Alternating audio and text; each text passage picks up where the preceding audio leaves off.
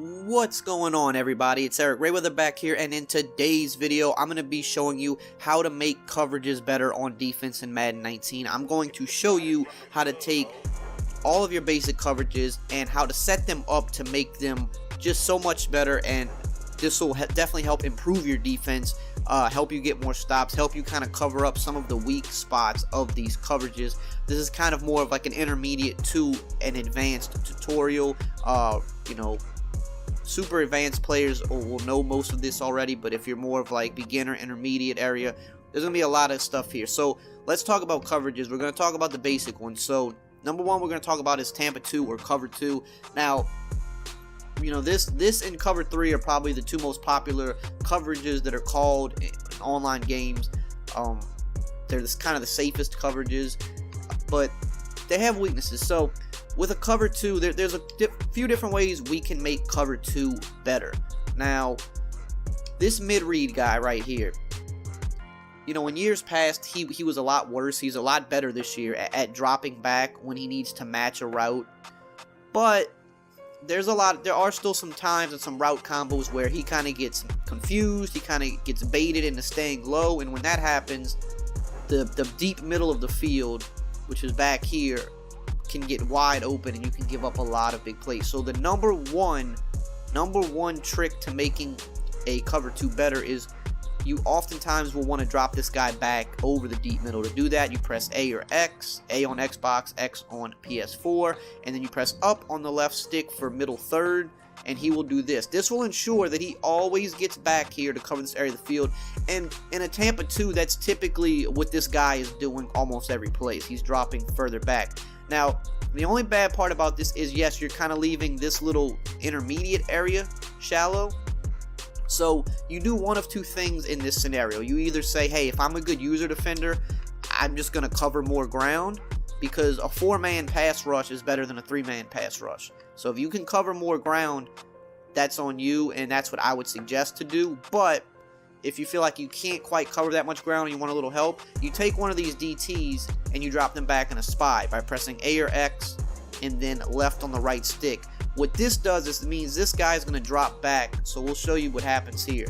He's going to kind of drop back over that shallow middle to defend that void, you know what I'm saying? And yes, we completed the pass there, but it's a little bit scarier. People will hesitate more on the pass because he is in the throwing lane, and oftentimes the spy will get glitchy. He will jump up and pick the ball or get his hands on the ball. Like right here, yes, we were able to complete the pass, but if you see this guy standing here, a lot of times people will be scared to throw it. And again, you know, you're supposed to kind of be using that area of the field as well, but I'm using two controllers right now. So we'll run it again and kind of show you an example of what it could look like. So if you're on Miles Jack here and you're kind of just playing your area of the field, well, now you're back here and you're picking up Gronk, and you see eventually block shed will get there. Now, yes, the block shed will be better with 4 rushers rather than 3 rushers. That's why if you have a good user, you kind of have to bait a little bit more and try to, you know, grab both of these guys and do something like this. So we're going to take the sack here, and I'm going to kind of show you the thought process behind this. So I have Miles Jack,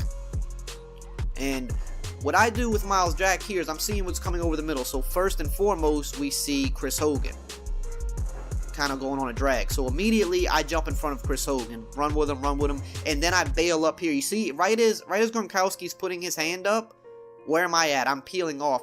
And what happens here a lot of times when you're playing guys online is they see, oh, okay, he's running with Chris Hogan, Gronkowski's wide open. Right here, they click the button to pass to Gronkowski. Right as they're passing to him, I'm peeling off. By the time the ball gets there, I'm pressing Y or triangle and getting an interception. So that's what I mean by you have to cover more ground. But if you're good at this, you don't need to drop that spy back. You can let your pass rush go, get a little more aggressive with your pass rush, and you just have to learn how to bait. Now, will you get the pick every time? Will you bait them every time? Absolutely not. But the thing with a defense like this is you're not really allowing a lot of big plays. You got, you know, all your deep area of the field covered. You have your cloud flats over here that will drop back and then pass these routes off. So you see here, dropping back with Josh Gordon, he's going to pass it off. It's going to be hard. It's going to be a tight window to fit that in. And what you're doing is you're forcing them to kind of dink and dunk underneath. And if you do this every play, eventually you're going to bait them. It might take you 4, 5, 6 plays, but eventually you're going to bait them into throwing that pick to you, which if I would have tried to throw to Gronkowski there, I would have threw that pick. And then if he would have guessed right and checked it down to Hogan, he still wouldn't have got many yards there. So let's kind of see this again. So okay, I'm baiting. Okay, he throws it down to Hogan, but I mean Hogan didn't really get that many yards. We'll give him 5 yards. So that's why that's how you make cover 2 better. You want to always drop this guy back. If you need extra help, you can drop the spy. If not, just understand that you have more ground to cover. An added adjustment that you can do, which is really good against a set like this, like a gun bunch, like a set where, you know, a compressed set where you have a lot of guys on one side of the field, because what a lot of times people like to do is kind of run like a flood concept like this, and a regular cover 2 won't defend this. You'll always have either A, you know, or RB. So like right here we have A, we dump it down. You see, okay, we got 5 yards. Again, that's fine. That's kind of the idea of playing Tampa 2, is make them, you know, take the short stuff and rally to the ball.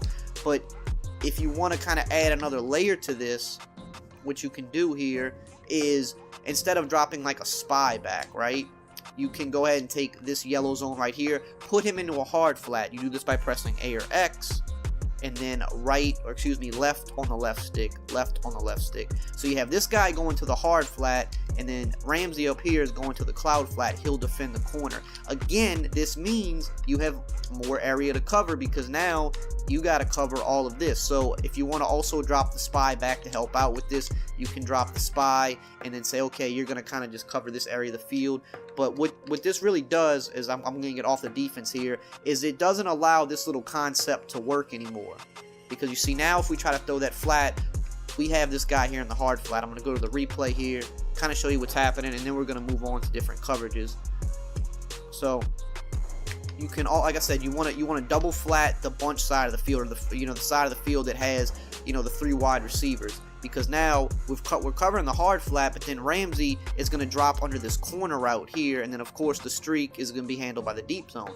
So what happens here is they can't complete either of these routes, and then again over the middle you have your spy, or if you're a better user you don't need the spy, and then you would be on Miles Jack. I wouldn't be in this position with Jack. I'd be more favoring the right side of the field where the bunch is, but you get my point there. So like same thing if you were going against like a let's audible really quickly, if you were going against like a trips tight end, if I can find it really quickly. So yeah, something like like a trips tight end, maybe you want to, you know, double flat this side of the field just to be safe, just in case they're running some type of flood concept over there. You have that double flat, and then over here, okay, you know, you only have a tight end and a running back over here, so you're good. This vert hook will take the tight end, this cloud flat will deal with the running back if he leaks out, and then here, you know, you can drop this guy, you can kind of drop this guy back. Again, if you need the extra help, drop the spy. If not, you kind of just take this area of the field, you know, yourself, kind of just, you got to lurk around this area, and then eventually the block shed gets to you. So those are kind of the ways to make cover 2 better. You always want to drop this guy deep. You can drop a spy to help if you're not as good of a user, and then just consider putting a double flat on any side of the field that has like a lot of wide receivers, a bunch, or a trips tight end. So that was kind of long-winded. That was a lot about cover 2, but there's really a lot of ways you can get, you know, creative with cover 2. Cover 3 for me is a little more simple. So we'll come back out in bunch, because I mean that is like the most popular formation. Now, the thing with cover 3 is you have your purple zones on the field. Purple zones, curl flats specifically, aren't very good. They kind of play a lot of times in no man's land, where you can beat them underneath and beat them to the sideline, which isn't good. In my opinion, in cover 3, you always want to shade down. You always want to shade down. You do this by pressing wire triangle and down on the right stick. By doing this, you're just ensuring you're taking away the underneath stuff, and then you're going to worry more about the deep stuff with your user. The other thing you want to do is you want to invert your deep zones. You don't have to do this every play, but the thing with inverting your deep zones here is you don't allow yourself to get bombed for a 1-play touchdown. That's one of the biggest weaknesses of cover 3, is it's very easy to bomb them for 1-play touchdowns with different route combos. You get rid of this threat by inverting them. So you want to put your outside corners in deep halves. So follow me here. You shade underneath to take away the short stuff, and then you go deep halves on the cornerbacks to take away 1-play touchdowns. You do this by, you get on your cornerbacks, you press A or X, and then you can see a deep half is right on the right stick. So you see now he is inverted. Same thing on the other side. He's inverted now. This will stop 1-play touchdowns. Now you're saying, well, this will leave corner routes open. Yes, it will, but the thing is, corner routes are open against cover 3 anyway. So I'll show you what I mean by this. So this is our setup right here. Corner route is wide open. Boom. Okay. So now the corner route's a weakness. But here's the thing. if we set up our defense, if we leave those zones out there like that, and even put cloud flats on the field, which should actually drop back and stop, you know, these corner routes. Watch again, corner route's going to still be open. So no matter what, the corner route is something you have to guard yourself. So let's set up the rest of the defense to stop everything else. Like I said, we do this by shading down. So we say, okay, we take away flat routes, we take away drags, we invert our outside guys because this takes away one play touchdowns, and now we say, okay, we have to worry about the deep stuff ourselves, which is going to be corner routes or deep crossing routes. Again, if you want to drop a spy to help with coverage, you can do so. Just understand that your pass rush will be a little weaker by doing this. So now, watch what happens here. So this is kind of more of a popular setup. You'll have like the flood concept to the right. You have a check down, which is a drag coming underneath. Again, if you kind of have a feel for what your opponent wants to do, you try to bait this. You can stay low for a second, and then you bail upfield. And now if they were to throw that cornerback, they are going to throw you a pick. And that's really, like I said, the main weakness here is we're giving up corner routes or deep crossing routes. That is your responsibility. But you know what? We're not giving up. You can't throw the quick flat because we took that away. You can't really throw the drag here because you see we got this one hook zone is going to come down. We have a spy that's going to make you wait. Now, yes, you can throw the drag here, and that's fine. That's what we want you to do. We want to give you short stuff. We want to make you make the right read every time. If you throw this drag here, this guy is going to shoot over, make a tackle, limit you to 5-6 yards, maybe even 7 yards, sure. But again, you're limited. You want them to take the short stuff, and then you want to try to bait them into throwing you a pick. But you see what most people might see, again, is the bait. I'm staying low just for a split second with him, with Telvin Smith here.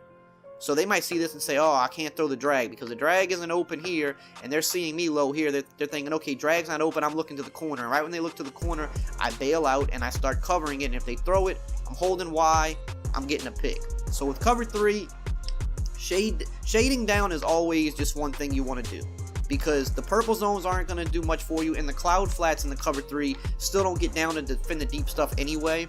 So why not do the thing that's surefire, take away the short stuff, don't give them the dump downs, and then you just worry about anything that develops deep. And then again, inverting your outside cornerbacks. You don't have to do this all the time. It kind of depends on who you're playing, but it's just a safety precaution to keep you from getting bombed. Now, yes, this might sound like a lot of setups to do. It's something you have to practice. This is more for intermediate to advanced players. If you're not quick at making your adjustments right out of the huddle, you are gonna have problems. It's just one of those things. You have to get quick at making these adjustments. I can make these adjustments. Many people can. If you're one of those people that can't make those adjustments, you just have to practice. Now, man defense is the last one I want to talk about. I don't really advocate for running man defense. It's just kind of too easy to beat. You can mix it in. You never want to run 2-man under, in my opinion. If you're gonna run man and mix it in, you want to run some type of a cover 1. And the reason for this is because you need to protect the boundaries with man. Because if not, somebody can send a deep crossing route and like a drag going in opposite directions. You can't use or both of them. So with a cover 1, what you want to do is you'll always take the guy manned up on a running back, and you'll drop him into like a curl flat. So you press A or X on this guy. You're going to go right on the left stick for curl flat. So he'll shoot out here. He's going to help protect the boundary. And then what you would do is like take the defensive end on the opposite side of the field, do the same thing. Put him in a curl flat. Now, the 3 receiver hook is a very glitchy zone. It'll kind of play like a second user defender for you. It'll kind of jump stuff over the middle, and that's what you want against man defense. So in a man defense, you want like a cover 1, you want to take the safety. So for example here, something you might see is you got the deep crossing route right here. You might put Edelman on a drag, you got Hogan on a drag. So you have a lot of crossing routes. If you play just regular 2-man under, you wouldn't be able to defend all this. You got 2 drags going in opposite directions and a deep cross going, you know, down the field. You have to be able to use some of this. In regular 2-man under, you can't do this. But in cover 1, because we protected those boundaries, that's going to help us out. So what we need to do is just kind of sit here, look for the big route. Okay, we're going to take the deep route, and we're going to wait for the block shed to get us. Now we're going to go to the replay and show you why this made man defense and cover 1 in general better. Because, okay, we have this guy shooting out to protect the boundary here. So anything that comes out here, if the running back leaks out, he can jump down and defend him. The running back may get a couple yards, but he can get down there and defend him. Same thing with this drag here. Okay, he's manned up, and the man's actually playing really well on him. You can also see this guy here. This is the 3 receiver hook, Miles Jack. So watch how he plays.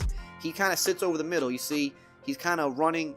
He favors the inside where Gronkowski's coming, and then he kind of jumps back over this way. So we can't really throw this route yet, and by the time he gets over here, you can see that if we do throw it, this guy is going to jump down and make a play.